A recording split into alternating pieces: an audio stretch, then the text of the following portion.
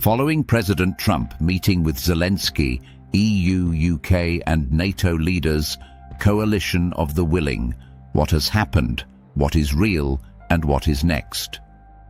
What has happened so far?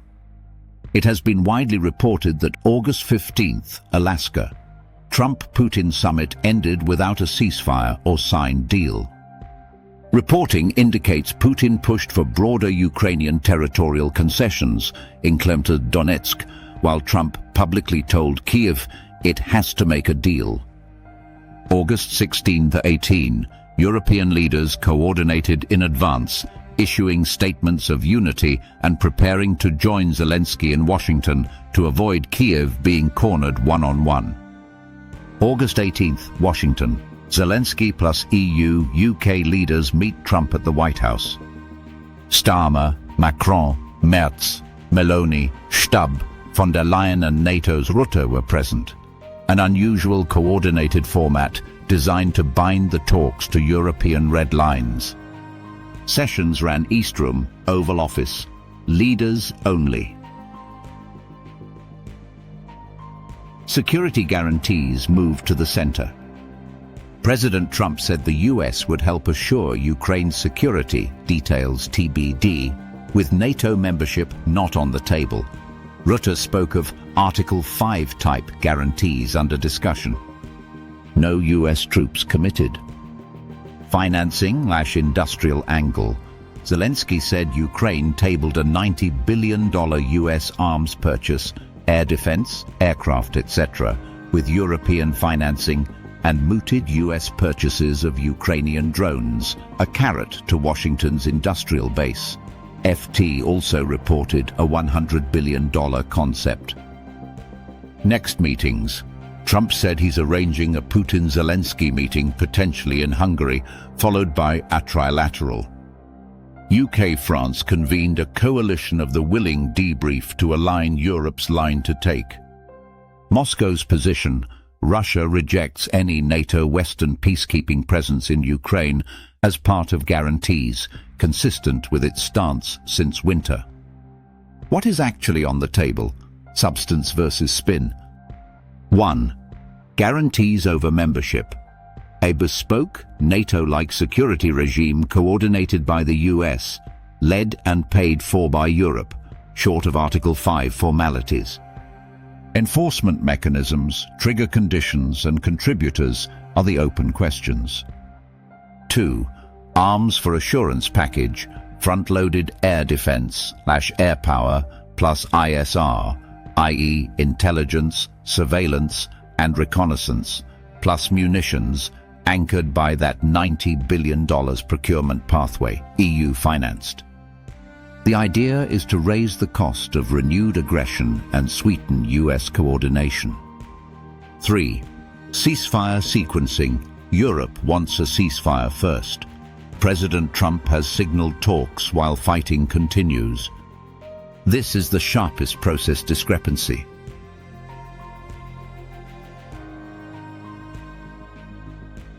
4.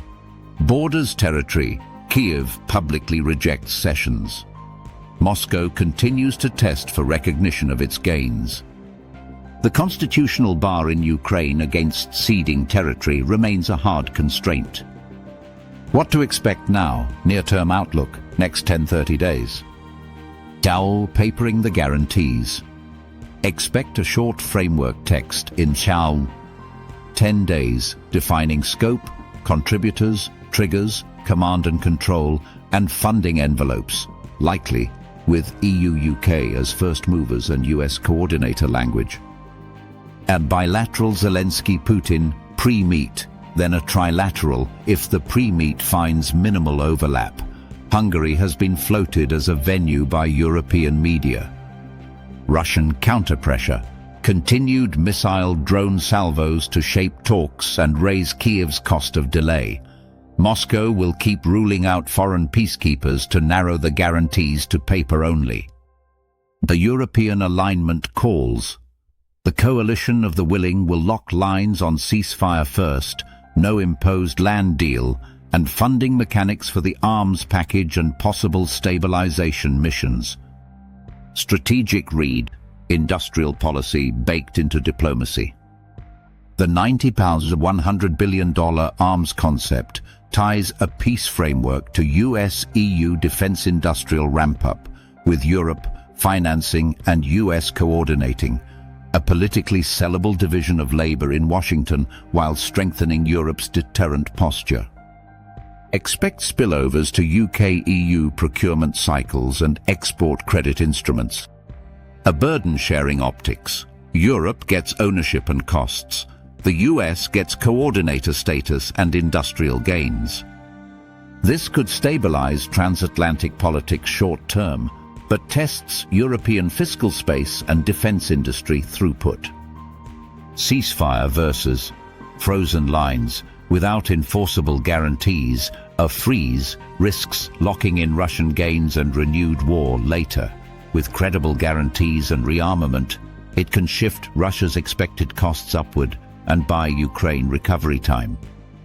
That credibility is what Moscow is trying to preempt by rejecting any foreign security presence. Risks and likely near-future scenarios, and likely probabilities. A. Security guarantees framework, plus fragile ceasefire, 45 to 55%. Framework announced, ceasefire follows weeks later, borders unresolved. Fighting drops but violations persist. Economic upside, lower war risk premia, defense capex stays high. B talks without ceasefire, 30 to 40%. Papered guarantees, no ceasefire yet. Russia sustains pressure, Ukraine rearms under the new package. Politically sustainable if Europe stays united and the US coordination line holds. See breakdown, 15 to 25%. Moscow overreaches on territory. Europeans harden ceasefire first. No framework text. Escalation resumes with additional EU sanctions and stepped-up air defense deliveries. What to watch out for, i.e. decision points. Text of the guarantees. Triggers, who deploys, what deploys, and who pays. Article 5-like language versus precise mutual assistance clauses will tell you if this deters or just declares. Ceasefire sequencing in official communiques, Europe's line, versus White House briefings, US coordination, not membership. Venue and AMP. Agenda for the Zelensky-Putin meet and whether Russia accepts any foreign enforcement role, even EU-flagged, non-NATO. Will this ever happen? Will this make a difference?